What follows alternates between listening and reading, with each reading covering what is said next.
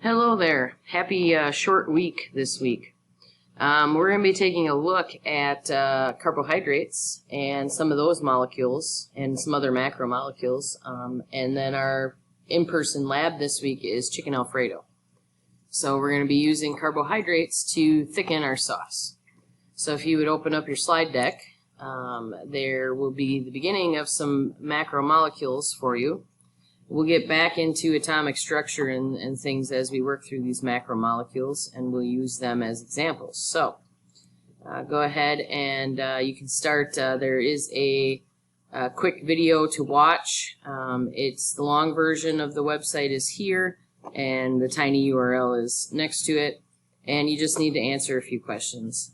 It's basically going through what different macromolecules there are. We're going to be taking a look at carbohydrates, proteins, and lipids. And you're going to go through and do just a few questions and ending with the naming of the elements that are contained in each macromolecule. And we'll take a little closer look at that next week as we continue with this. So have a fantastic day and enjoy your short week and longer break.